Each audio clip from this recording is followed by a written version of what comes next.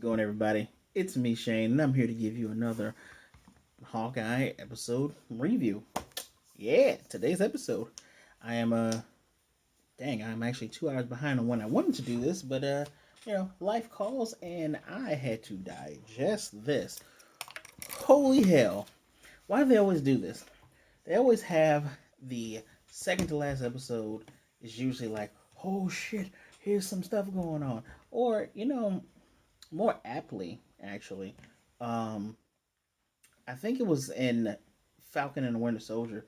Second to last episode wasn't like, oh shit, all this stuff. It's more like, huh, how they gonna get out of this one? More like that. But, jeez Louise. There's always a moment in these shows. With Loki, it was the are they the tribunal? I don't think they're the tribunal. It was the timekeepers being fake, and that last episode was just like, phew, that was a great moment.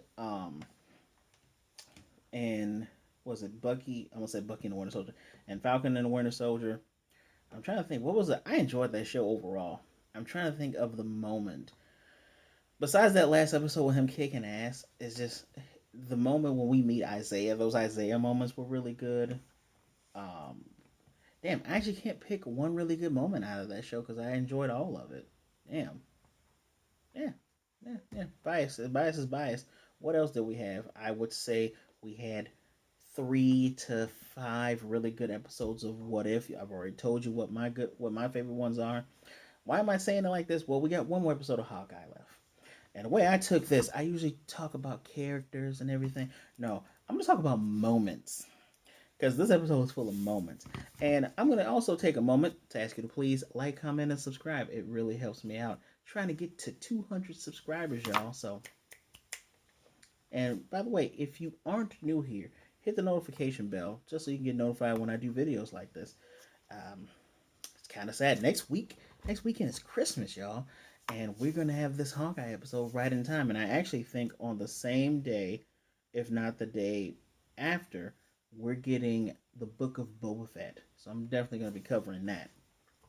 But man, uh, damn, this episode. Um, I'm trying to think what other. Oh, when it was WandaVision, the big moment we got was the whole "Where are my kids?" That was a good. That was the one that made you go whoo, or the was it the one moment where we realized Vision that there were two visions. Man, we've done a lot of shows. What about Loki? No, I already said Loki. Uh, yeah, I've covered all the shows, I believe. So what happens in this? Well, we're going to talk about key moments, y'all. Here's one with Kate.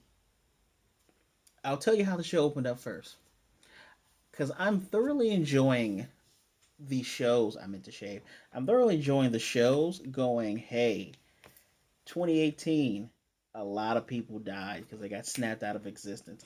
And the way they show how the passage of time happened for Yelena, as opposed to, if you remember, I brought up WandaVision. WandaVision, when we saw Monica Rambeau, her time passed when she was with her mom and she went to sleep.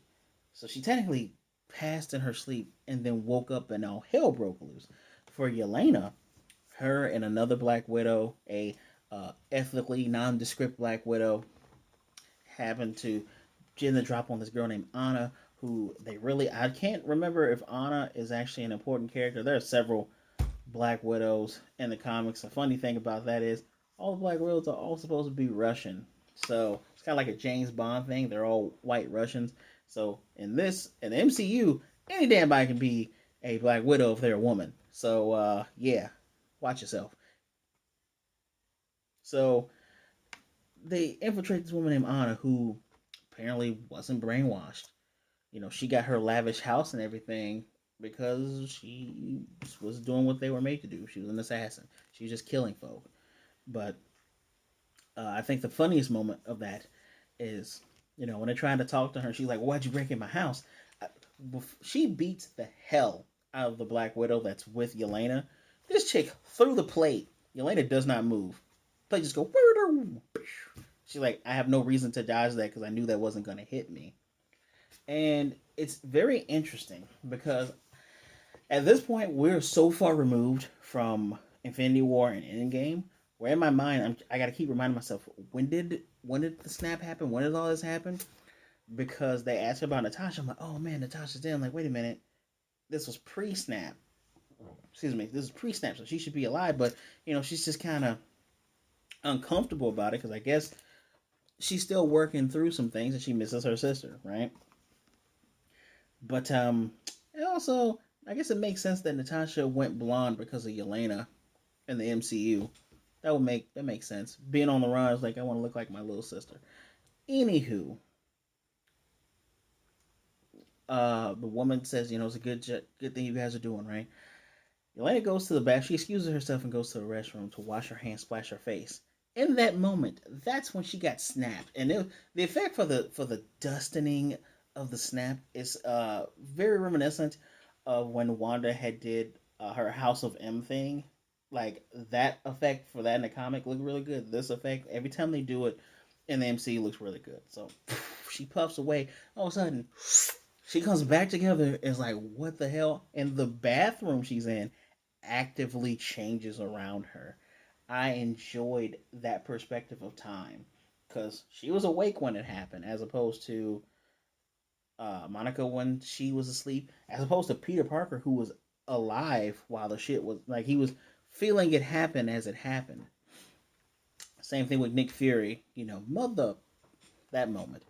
Um, what's interesting? I love how the MCU is like they're placing in um, diversity and faces, and that's not a bad thing. But I think it's clever and it's interesting how they're doing it because when Elena came back, she has a little Black Widow shockers, and this dude, she's in a room that looks like it's been childproof with more color, and there's a little black girl right there, little light skinned black baby with her afro puffs, and he's like, "This is my house." He's like, "How's this your house?" And here comes Anna. Her and her white husband adopted a black kid, and she happened to get married in those 5 years. 5 years later, she's like, I gotta talk to my sister. So I love how Hawkeye does this. Hawkeye, this show has always done like we introduced you to a really serious character the last episode. Here's a quick, literal 1 to 2 minute backstory on what happened to them beforehand if you haven't met them already. 2 claps for that. So, first key moments. Let's talk about Kate and her mom.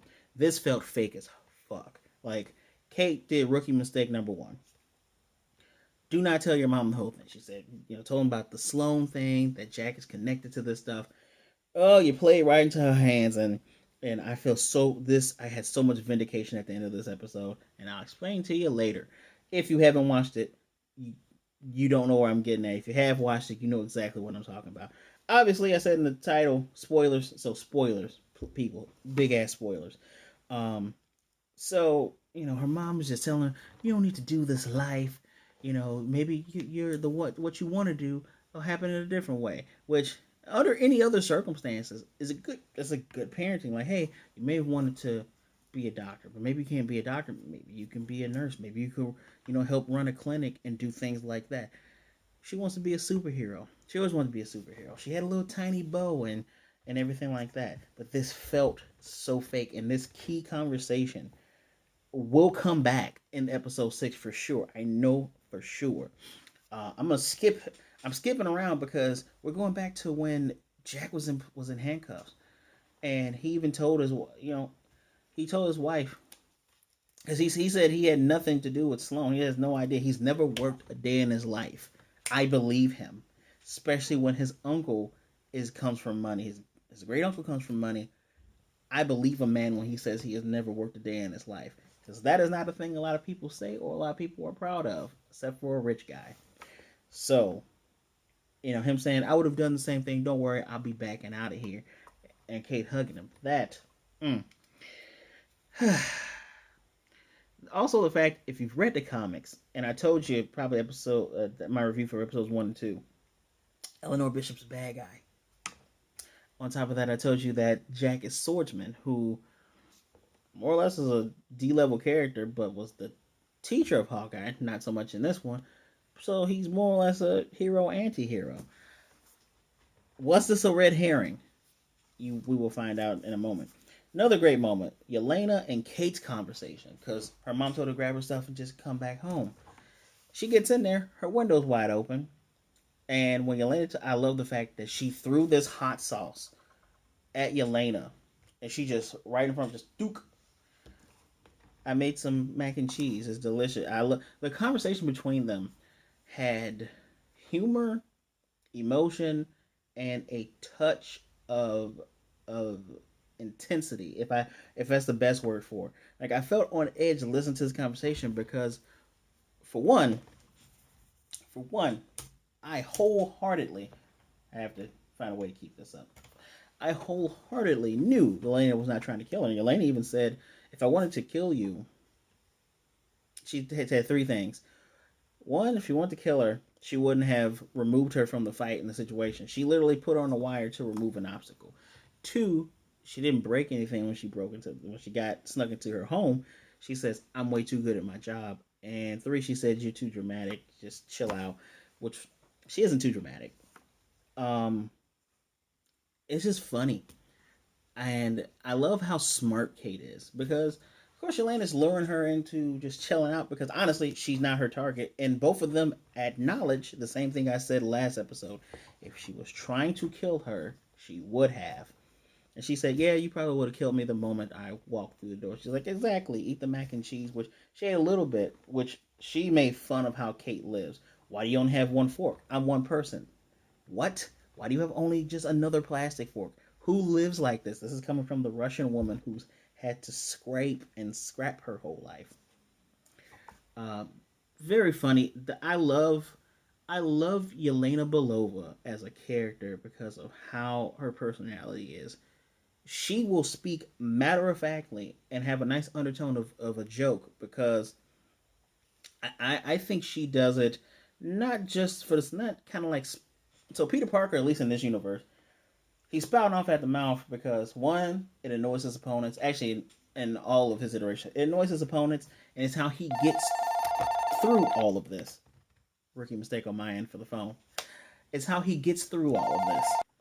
Jump cut. Anyway, it's how he gets through all of this stuff, right?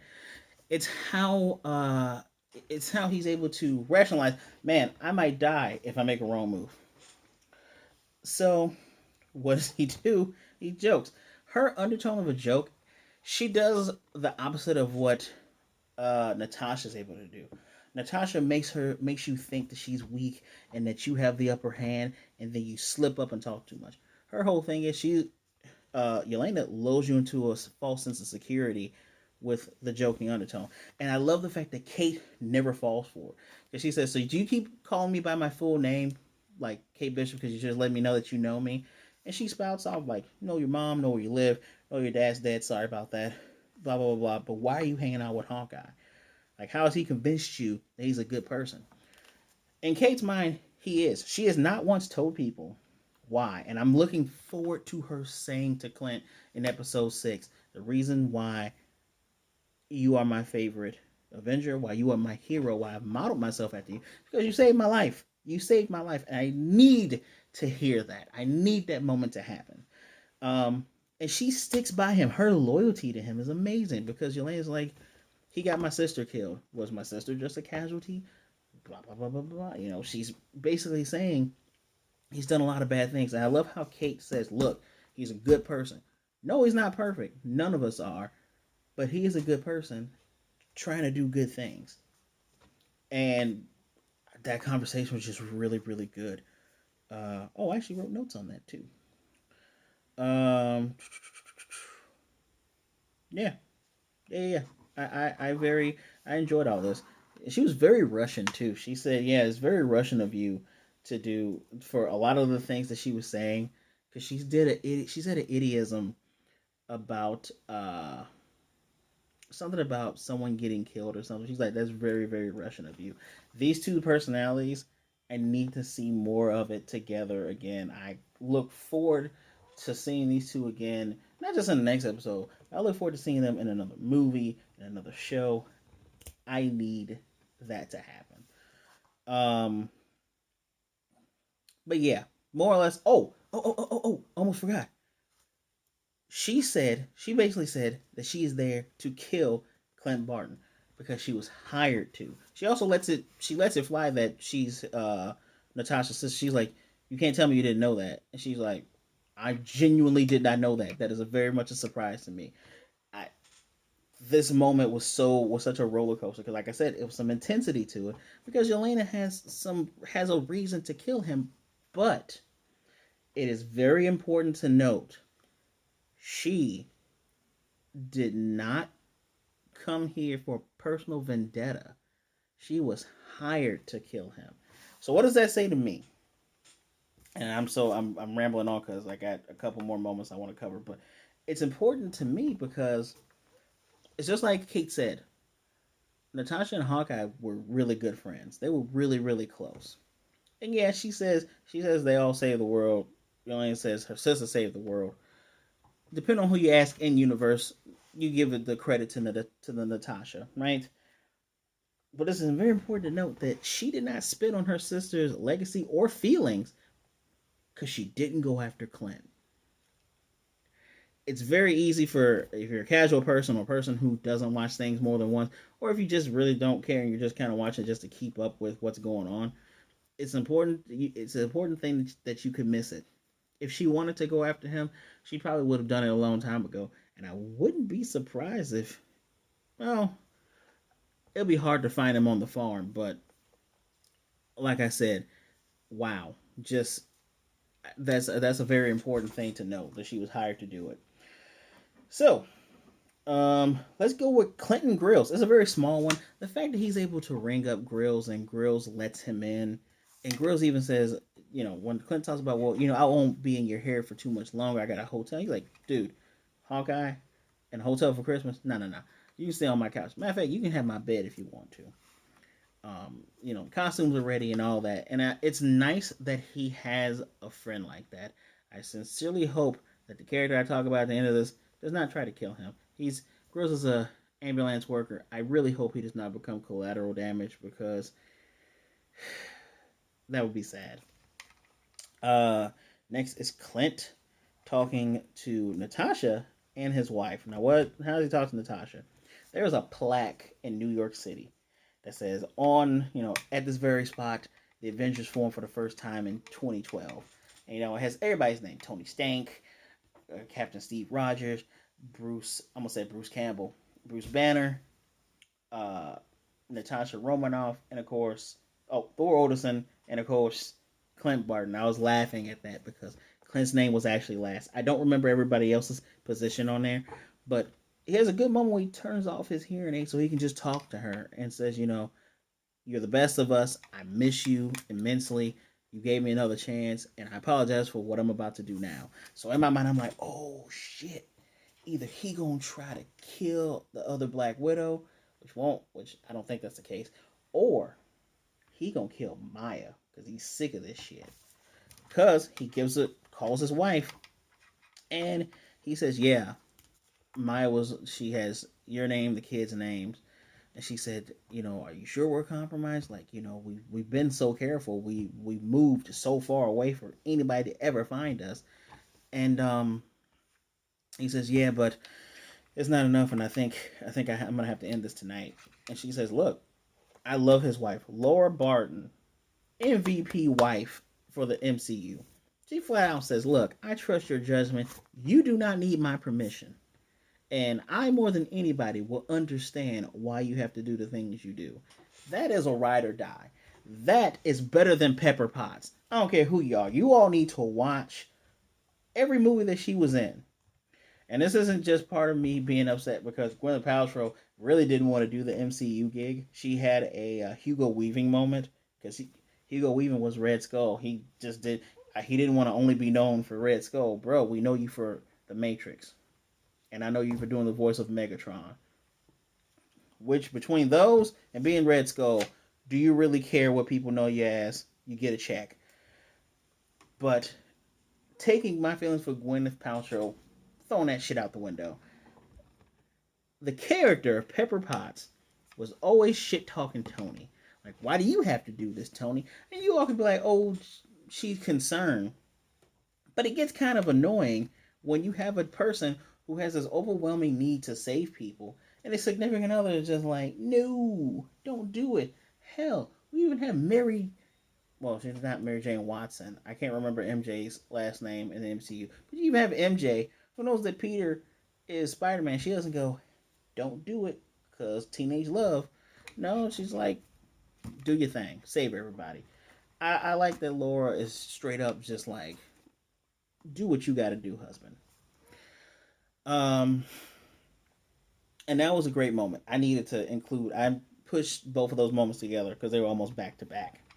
And he puts on that Ronin suit again. I'm like, he's gonna kill Maya. He's gonna kill her. Next moment, Maya and Clint. So of course he sent the message arrow, which was, man, the Tracksuit Mafia is still funny. If you pay attention to their truck, it says "Trust a Bro," and it was the Run DMC Christmas song, Christmas Time in Queens. Man, they had such funny moments, and they get the message to say to Maya, come to the first place you saw Ronin and come alone. Of course she didn't come alone. Why would she come alone? You got Kazi up with the snipe. You got the tracksuit boys walking around with their Uzis and their handguns. And of course, Clint takes out the sniper first because he's smart. Took out him, took out everybody else, and then he has a good fight with Maya. Really, really good fight. For a minute, I'm like, is he actually going to kill her? Or is he going to let her kill him?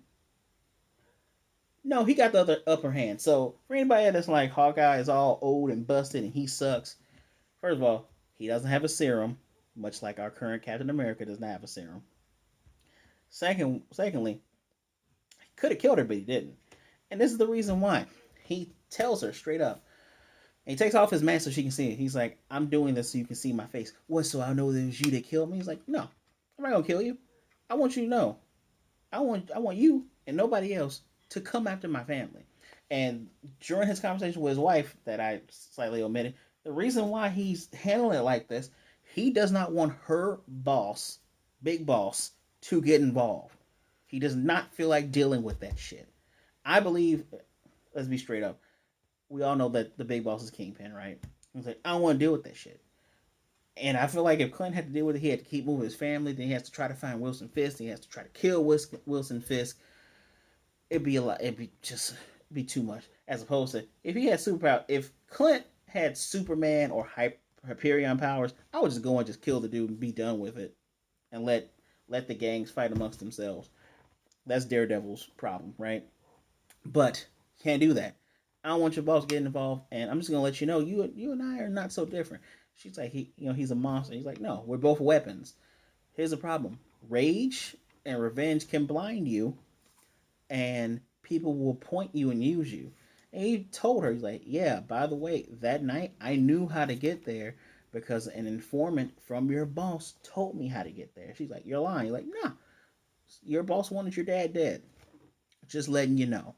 So I'm going to assume that back then, back during that time when Ronin was doing his Ronin thing, whoever was in charge got blipped.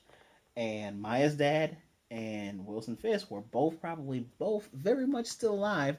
You have to decide who's going to lead the gang as opposed to everybody equally having a share. Obviously, nah, I want to be big boss. It's unfortunate that I have to get rid of my friend, but I'll get rid of my friend for Vanessa. So, that was a very interesting thing. And she almost, man, Clint almost fucked it up because she got the jump on him. She's going to cut him. But here comes Kate Bishop with that arrow. That was the next moment.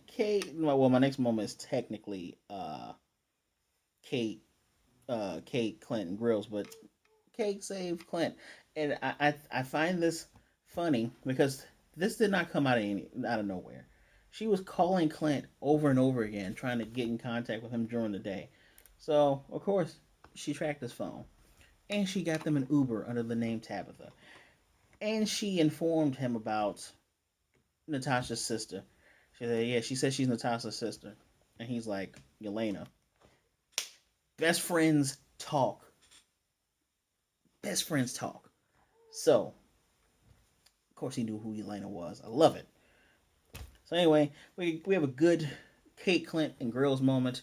that he taught Pizza Dog how to do a pizza trick, and he's gonna they're eating and recovering, and there was some nice parallels earlier that I didn't mention between Maya and Kazi. Kazi telling you don't have to act like it doesn't hurt in front of me. Him dressing her wounds and Kate's mother dressing their wounds. And here is the parallel that soon I don't know if it's perpendicular, but it's very parallel because I gotta talk about this. It's just so funny, y'all. So Yelena is following Eleanor Bishop. Oh no! Oh no! But she sends Kate a message while she's with Hawkeye and Grills and says, I just figured I wanted you to know this is the person that hired me. It was Eleanor Bishop. And here's a picture and all that. I just thought you should know. Kate, I love how honest Kate is, even though it fucks her with her mom. She slides the phone over to Clint. He's like, who's that she's with? That's the big guy that I've been trying to avoid. Vincent D'Onofrio is back as Kingpin. He got on the white and the black and the purple, y'all. Yes. Yes. The fact that this show feels like Daredevil-esque, and the fact that we've been hinting at this dude the whole time. I didn't think we were going to get Kingpin, completely honest with you. I'm thinking to myself, well, how is this show going to end? Who's the villain? Well, we got Maya. Maybe he can fight her to a standstill. Didn't think that was going to happen in this one. Excuse me. I thought that the end would be like a shocker where Kingpin's like, I'll take care of it myself. And we just get like a silhouette and some fat hands. No. We get a full picture of Vincent D'Onofrio. This is fantastic. Mm. Punch in the sky. So, what are some takeaways here besides the costumes already? Um, there's a small complaint that people are making that there's not a lot of Clint in this show, which I knew going in because the person who I watched, Grace Randolph, mentioned there wasn't going to be a lot of Clint in this. And I'm kind of okay with it because Marvel didn't know how big Black Panther was going to be. When Black Panther blew up to Jupiter and back, they put more Black Panther stuff in. They said we gotta ramp this up. When they see how immersed people are with Clint, his family, Kate, I mean, there's no hiding it. I love Yelena Belova, especially in the MCU. She's amazing. They're gonna have to give us more of these three. And it's an understandable thing. If you're watching just for Hawkeye and maybe one or two extra people here or there, I can get that. I'm not gonna shit talk people for that, right? Now, there are some interesting parallels between all three women. You have, and by three women I mean Yelena, Kate Bishop, and Maya, aka Echo. All of them have lost someone that is very important to them, a familiar. Uh, all three of them are following in somebody else's footsteps that they admire so much, and all of them have so much faith in whoever the person was that they are following in their footsteps. Very interesting, very interesting, and I like that we get these three characters of different backgrounds and different personalities in this one series. I enjoy this a lot. Glad this is a show and not a movie. And yeah, Hawkeye got a show, so Daredevil can come to the MCU. You know what? I'm not even mad at that. I'm actually very very happy with that because the actors in Daredevil they're all amazing. Deborah Ann Wall, she's amazing. The kid from the Goonies they play Foggy, pretty good. I mean, technically Daredevil brought in John Barenthal as the Punisher. Two thumbs up for that guy. He better show up in a show or a movie. I better see Punisher. Better see Punisher. So all in all, what would I rate this episode? I gave last episode a 5. This is getting a 5. This is getting a 5, y'all. This is getting a 5 because the fight was good, because people's reactions were good. I love that Kate is a character with unwavering faith. So, we haven't seen a lot of Steve Rogers esque people, and that's very Rogers esque. I need to see more people that aren't hardened, and more people that are like showing like there's some good in this world. but I appreciate when the characters are also smart. Vincent D'Onofrio, if this was a 4, he knocked that shit up to a 5.